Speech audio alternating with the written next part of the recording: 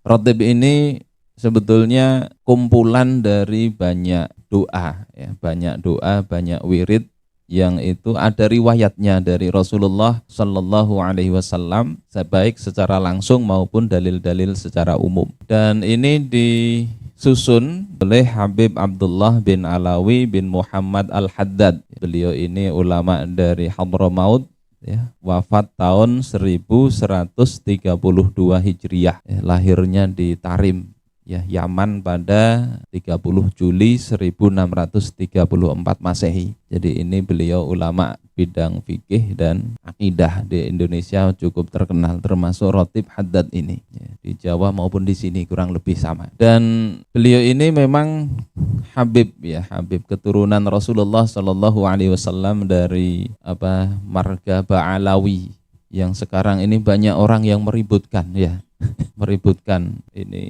klan atau marga Ba'alawi ini. Saya cuma ingin mengingatkan bahwasanya hati-hati kita ini dari mencela, apalagi ini ulama, apalagi banyak dari kalangan, ya, keturunan Ba'alawi ini adalah orang-orang alim. Sementara Rasulullah Shallallahu Alaihi Wasallam diriwayatkan dalam sebuah hadis, Ishtadda ghadabullahi ala man adzani fi itrati. Sungguh sangat besar kemurkaan Allah Subhanahu wa taala kepada orang yang menyakitiku terkait keturunanku.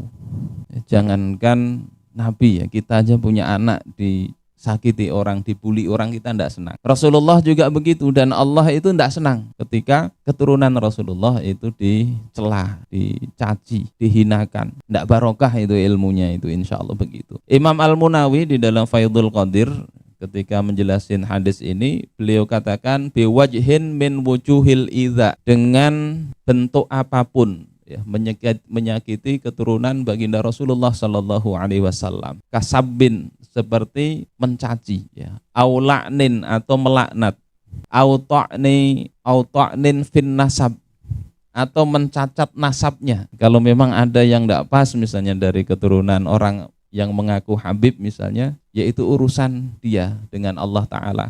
Tapi kita, siapa tahu itu memang betul keturunannya Nabi, kita tuduh palsu, maka hati-hati. Auta'nin fin nasab, mencela nasabnya. Auta'arrudin linaksihim, atau mengekspos, ya, mengumbar kekurangannya. Ya, ketika memang kurang, ya memang bentuk sayangnya itu adalah memberikan nasihat, ya, dinasihati baik-baik. Tapi jangan diekspos, apalagi ini keluarganya Nabi Shallallahu Alaihi Wasallam. Aujafa ili ba'dihim, atau bersikap antipati terhadap mereka. Ini kata Imam Al-Munawi dalam kitab Faidul Qadir. Para santri dan wabil khusus para undangan sekalian rahimakumullah, beliau ini, ya, Imam Abdullah bin Alawi Al-Haddad ini yang banyak, ya, kitab-kitab beliau, salah satunya yang ini kita baca, kita amalkan tiap ba'da isya di sini.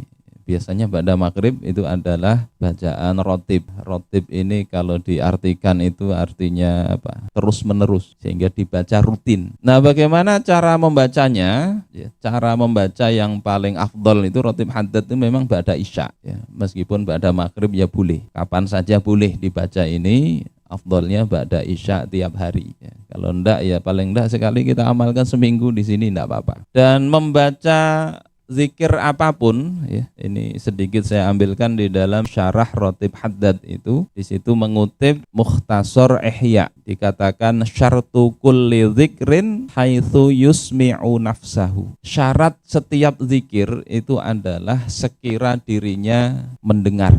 Jadi kalau berwirid ba'da subuh kah, wirid apa saja itu syaratnya sekira kita dengar bacaan kita itu. Jadi harus ada ini di lidahnya ini. Meskipun kalau tidak dengar, ya wirid dalam hati itu bagus juga, tapi tidak disebut sebagai membaca zikir, karena membaca itu ya dengan lisan. Nah, kalau nanti di takrirat bacaan sholat, membaca itu harus kita sekira mendengar telinga kita ini, sekira kita tidak, ya, kalau tidak tuli mendengar, ya. Wa kullu ta'atin zikrun, ya, di penjelasan kitab ini, wa kullu ta'ah, setiap ketaatan itu adalah zikrun, zikir.